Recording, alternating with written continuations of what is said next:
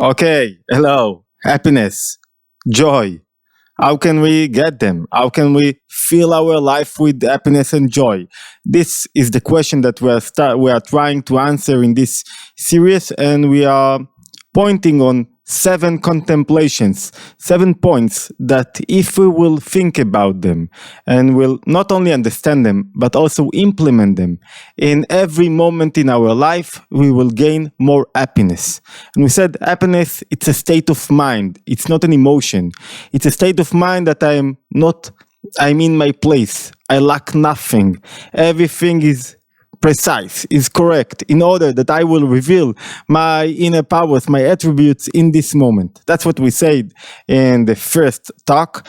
And we said the first contemplation, the first thing to meditate on was that I can accept myself unconditionally.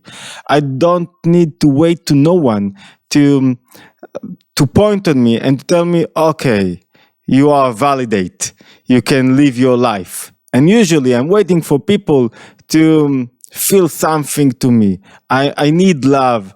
I need others' love, others' attention. I always need someone to tell me something about what I'm doing, to validate me, in order that I will accept myself. And the first point says, no, you can accept myself without waiting to no one. You are the owner of your life. You have the ability to accept yourself even if you did nothing, even if we made mistakes, even though we can accept and we must accept ourselves. And we said this is the first level, even in education and in relationship. Without this level, I cannot grow.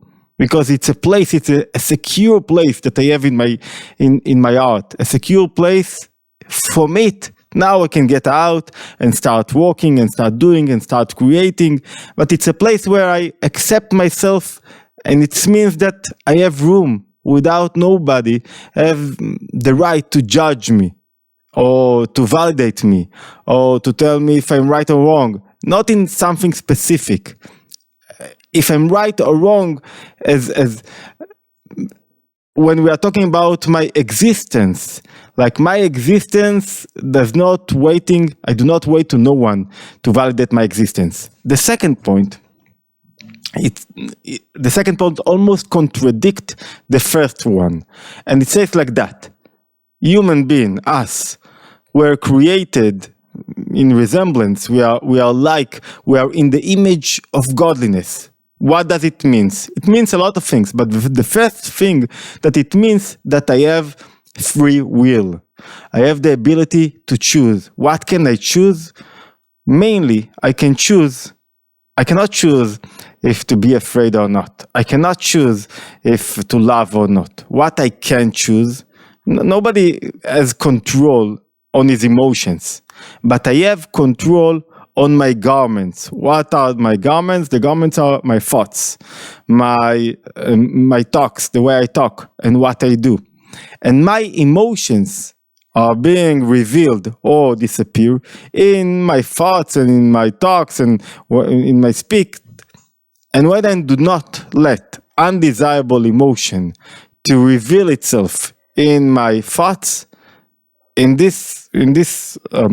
I do not let it happen, then I control my emotion, because I said, okay, undesirable emotions like stress and anxiety, you disappear from my life. It's not that I change my point of view.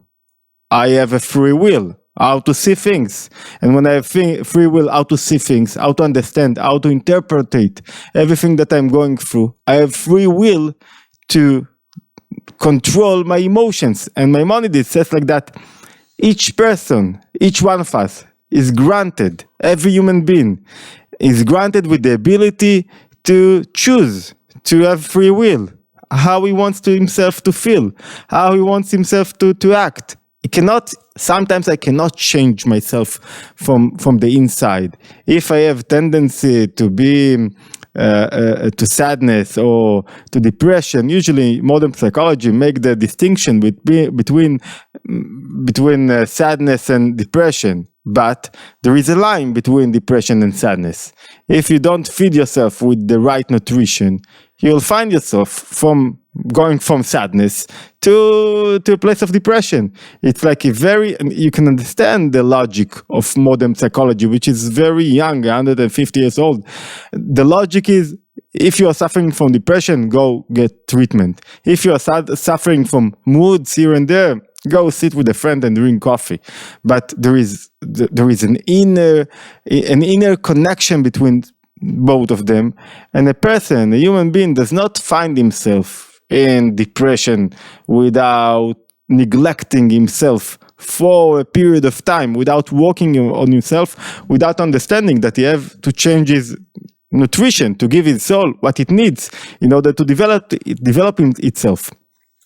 And usually, when we say, I cannot control it, I cannot control my thoughts, I cannot handle my fears, I cannot handle my stress, that means that I'm losing the place in which I am in the image of God, the place where I am godly, the place where I can have free will, the place where I can choose my way, my thoughts. And I say, no, I do not have this ability.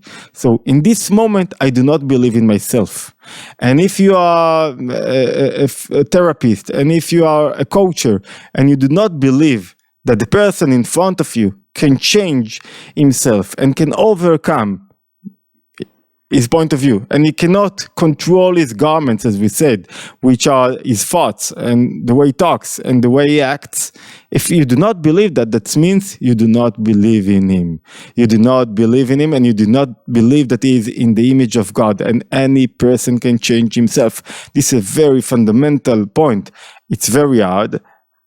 Sometimes, if you do not work on yourself, it's always easier to do it when you prevent things, like preventing yourself from being in a situation that you have so many words in your mind and so many complications and thoughts. And when you know how to think and what borders you put to your thoughts and where you do not let your thought go, when you can choose what I'm thinking in this minute. If in this minute I will think what will happen next, what will happen in the next minute, if you will subscribe to my channel, if I won't have enough to pay the mortgage, if, of course, I won't be able to concentrate and to be in this moment and to give what I have to give in this moment. I won't be in this moment. And if you are not in this moment, the main problem, if you are getting back to our point, is that you are losing control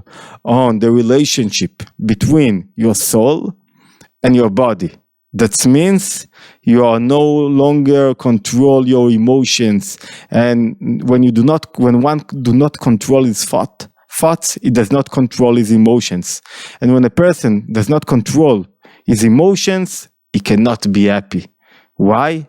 Because the emotions are very fragile, and they always want to illuminate, as they were in the beginning, very strongly. They do not want nothing to weaken them.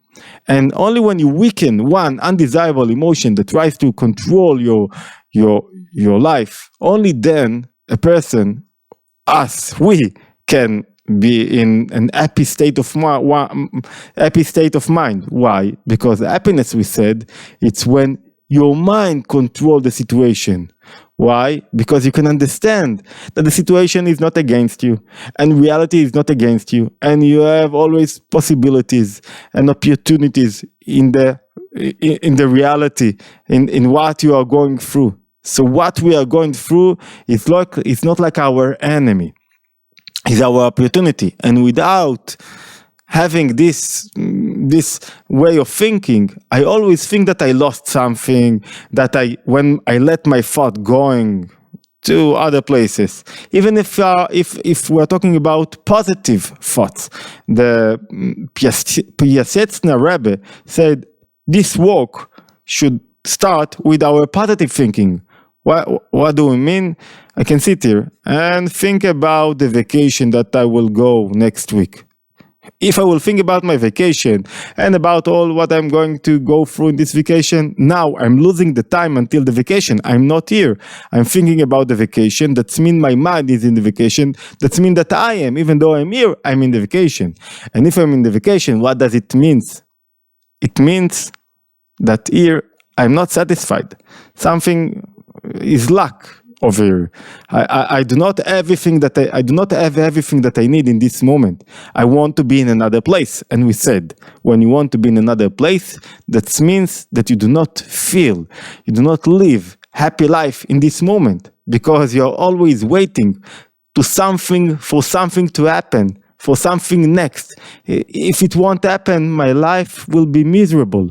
And we want our life to be full of joy, not only when we will be in the vacation and or in the period of time that we are waiting for the vacation. We want to be full of joy here and now, in every moment in our life. And the ability, to have the option to have free will, that means the option to choose, that means the option to choose every moment how I feel, and the ability to every moment to feel, to discover or to choose what kind of feelings I want to feel, what kind of passion I want to reveal in this life. How do I manifest my emotions in this moment is the ability to choose my thoughts. Only when I choose my thoughts, only then I can be in an happy state of mind. Otherwise, something else will control me. And I cannot allow something else to control me. Because I want to be happy. I want to be happy. I must be in this moment. I must think. I must be the one that choose what to think about and what not to think about. And if it's like, think about relationship. If you're always thinking about what you are missing in this relationship, or someone else that is not a part of this relationship, you will never gain happiness, and real connection, and real bonding in this relationship, because you want yourself to be in another place in the relationship, in another relationship. So the second very important point that we are talking about in order to gain happiness is to know that I have the ability, that I have free will. That means that I have the ability to control my thoughts. And a lot of people disagree with this point. And you know, it's something that you have working on our thought. It's something that we have to practice. It's not hard to understand, but it's hard to practice in order to implement it. We said contemplation, התבוננות, in Hebrew, it's not only understanding, it's also implementing. And you can see sometimes you see a quarrel between a couple. They are fighting one against each other and they are screaming. And one of them is getting a phone call from the class of their child. And the teacher says, oh, your child failed. Immediately they forget about the quarrel, they forget about everything they said one to each other, and now they're thinking about their son. Or if somebody very high prestige, very important, you know, maybe the mayor, maybe the rabbi is coming to your house, and a minute before you were in the middle of, we said, a quarrel between the couple, you were ready to, I don't know, to pay any price in order not to be here. And now he's knocking on the door. Hello, mayor. Hello, rabbi. How are you? You forget about everything. Why? This is not the question now. The question now is, you can see, you can do that. You can see, I showed you that you can control. And if you control because something else interfere into your quarrel and change your emotions in a minute, because it changed the way you think in a minute and it took you to another place, that means that you can do that. Now, the problem is how to do that. This we'll do in others. We have a few series and courses that is teaching how to control, how to navigate my thoughts and how to lead them and not to let undesirable and negative thoughts penetrate into me. We'll do that. We have few series in Hebrew. We'll do that also in English, but this point should be very clear. We are trying to point 7 points to that will help us to gain happiness. So the second point is to be sure that I have the opportunity to what we said, to control my thoughts, and this is the real free will that I have. Nobody controls my thoughts. Sometimes it's very hard. Sometimes I have in a lot of thoughts that control me, and now it's like a war that is going on in my mind, and all I want to do is to get asleep. So you need to find something small that you are doing, and you are concentrating in it for 5-10 minutes, and you take your mind from all these complications that you have in you and all the noise, and take it to a quiet place that you should do something. And when you do this something, now you see that you have 5-10 minutes without those thoughts that are running after you. And in those 5 minutes, you can, if you could choose to be in this place for 5 minutes, that means that you can do it more. And that's the whole idea of winning every moment. That I do not win. I cannot decide that I will be happy next month. I can decide that I will be happy and will be joyful in this moment, only in this moment. And in order to be happy in this moment, I must be in this moment. And I must not let my thoughts run away. So we said the first layer is to accept myself unconditionally. The second layer is to learn how I control my thoughts.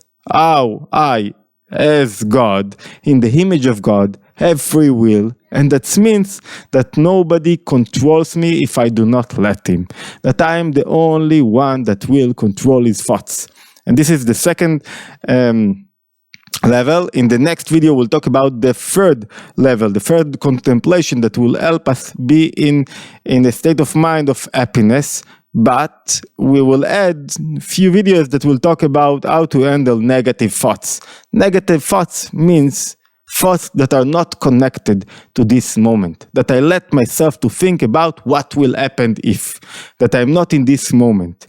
So see you in the next video. We are trying to upload every day a video. In Hebrew, we are doing it. In the Hebrew channel, we are doing that. And I hope that we will do that also in the English channel. You are more than welcome. We will be very pleased if you will subscribe to our channel. It will give us motivation to develop this channel. And if you have questions, remarks, whatever, more than welcome. Thank you very much. See you in the next video.